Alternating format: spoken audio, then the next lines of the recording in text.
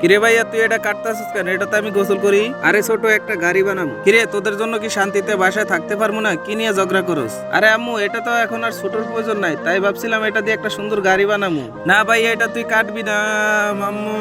ছোট কাঁদিস না, তোরে এখন আমি পার্কে নিয়ে যাবো। যা বেয়াদব ছিল তুই এটা কাট। তো বন্ধুরা আম্মু তো পারমিশন দিয়ে দিল, আমি কাইটা বুইটা সবকিছু রেডি করে আনি। গাড়িটা যেমন হোক আমার বানাইতে হবে। এখন আমি বেরিং গুলো আগে দিলাম সুন্দর করে। এখন আমি চাক্কা ও চালির সাথে বেরিং গুলো যে বেল্টের মাধ্যমে সুন্দর করে লাগিয়ে দিলাম।